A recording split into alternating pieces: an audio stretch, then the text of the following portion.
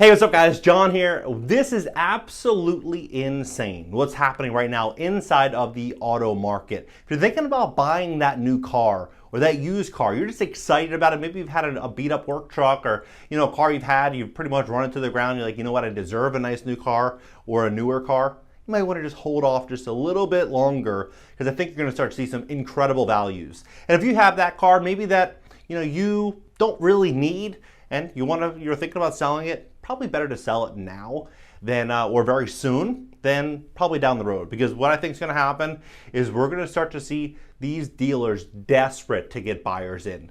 We're going to start to see something pretty crazy unfold. I'm going to walk you through exactly what's going on that no one else is talking about. And when you see this information, you're going to be absolutely blown away. Please hit the like button. YouTube's going to share this content to educate more people about what's really going on in the economy. If you're thinking about getting out a loan, maybe to buy a house or take out any type of financing, make sure you get the absolute best rate. If you're thinking about doing it inside the next 3 to 6 months, it's best to start working on your credit now. If your score is below 750, we would love to help you and give you a free consultation at GreatCreditFast.com. That's GreatCreditFast.com. You can schedule a free consultation right on the website, and we'd love to give you our feedback, tell you what we could potentially do for you to help position you in the best possible light to get the best financing. Take a look at this. So loan defaults and repossessions are rising, and that's normal, right? Look at this thread. This thread has 20 million views. 20 million views. It says this morning, and this guy, car dealership guy, he's got like 250,000 or 255,000 followers on Twitter, and he owns car dealerships, CEO of car dealerships, and he talks about what cars to buy, which ones not to buy, things like that. But he also shares some pretty good insight inside of the auto market, and this I think is probably one of the better threads. This morning I discovered something extremely alarming happening in the car market, specifically auto lending. I'm now convinced there's a massive wave of repossessions coming in 2023. Here's what I discovered and what no one knows. Background. Over the past 2 years, many people took out exorbitant loans on cars. Well, the average auto loan is $714, the average. And 1 in 6 auto loans over $1,000 a month. Like, how is that even possible? 1 out of 6 people, 1 out of 6 auto loans, someone's paying $1,000 a month, right? But many people simply had no choice and bought an overpriced car. Car valuations are now plummeting. Some cars have declined in value as much as 30% year over year. And these same people that took out these big loans are now underwater, meaning they owe more on the car than the car is actually worth. Basically, yep. And banks are well aware of this. But there's no easy solution. You can't just put the genie back in the bottle. This brings me to what happened this morning. Every Friday, I conduct a team meeting to recap our week. This morning, one of our general managers opened up a dealer track, a portal that dealers use to communicate with auto lenders, and highlighted something very concerning. 9 of our lending partners have started waiving open auto stipulations for consumers.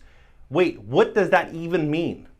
Let me explain using a simple hypothetical scenario. Consumer takes out an auto loan, 2020, 2021, on an overvalued car. 2022 comes around, and that overvalued car is now rapidly declining in value.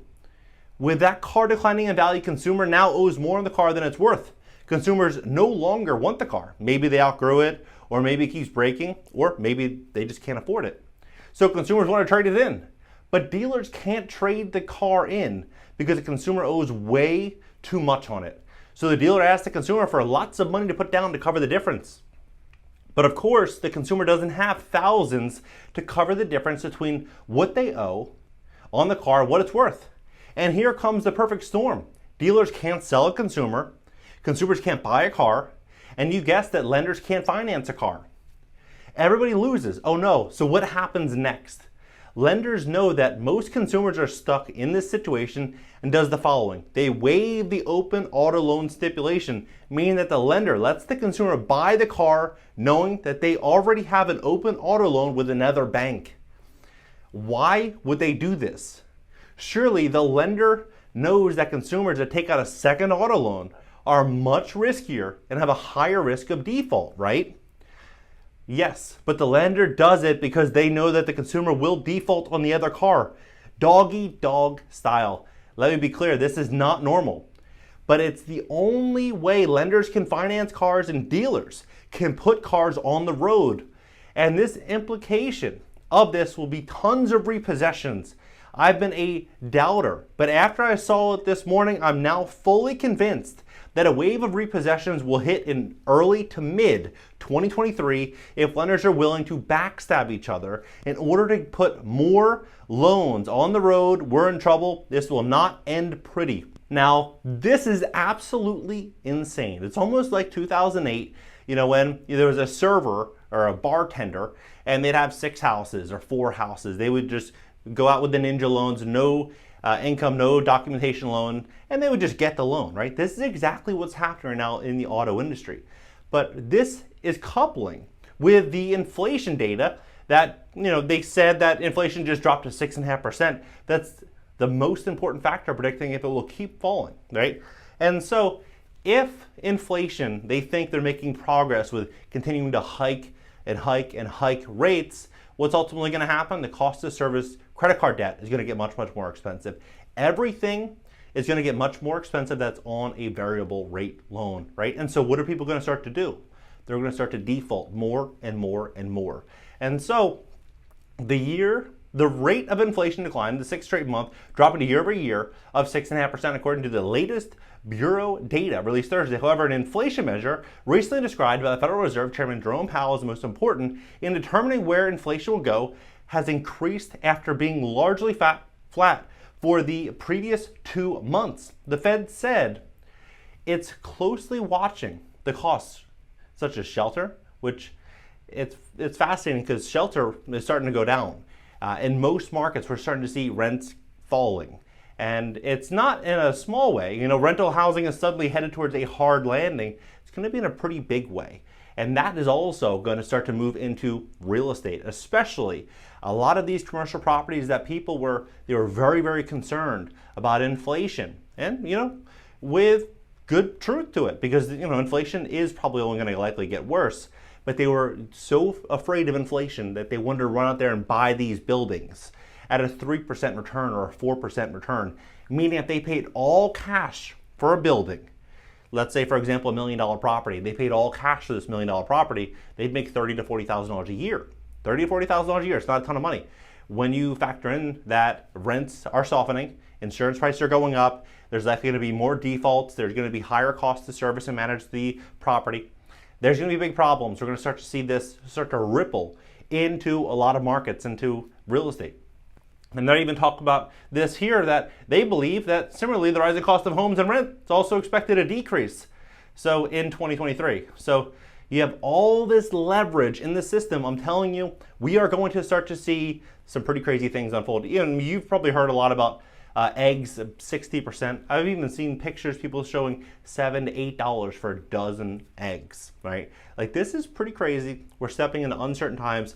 And my advice, if you're thinking about investing, you're thinking about doing something, this is the time to start to learn, to figure out where you want to invest, why you chose that specific area. If, for example, for real estate, really hone in and zone in on that area. Make sure you're positioning yourself now with strong, bank balances, great credit. You're starting to speak with lenders. You can do so for free. You can just call a lender and be like, hey, my goal is to buy this type of property. This is the price point. Tell me where I need to be as a buyer to be able to get financing for this. And they'll tell you, your credit score might need to go up to here. You might need X amount more in your bank. They'll tell you what you need to do. You can just reverse engineer the game plan over the next 3 to 6 months and start adding some money into your accounts every couple months or every couple weeks, adding a little bit more, fixing your credit along the way if you need to, and positioning yourself for it, because we're looking at the writing on the wall. The writing on the wall is indicating huge, huge problems. What do you think about this entire situation, especially in the auto industry? Like, how is this going to end well when, a lot of people are working from home anyway. A lot of people are starting to work from home. They're going to start to let go of their cars. Lenders, I think, we're going to start to see lenders, not just in real estate, but also that are lending on subprime auto loans and even, good auto loans. They're going to be defaulting, getting much, much more conservative. So if you're thinking about getting that nice car, you're thinking about doing something, make sure that you're going to fit that top tier profile of the ideal consumer, 780 credit score, 800 credit score. Like, you're going to look really, really, really good on paper so you can go and get these loans. Because I think what we're going to start to see is a lot of lenders pulling back. You know, even in real estate loans, we're going to start to see lenders across the board take risk off the table, right? And you don't want to be viewed as someone that could offer risk, right? This is pretty crazy to me. They just abandon the other auto loan and then just sell them a new car and forget about it. What do you think about it? Drop below. Hit the like button, subscribe here. Subscribe also on my second channel. It's Interactive Call and Show on a Podcast.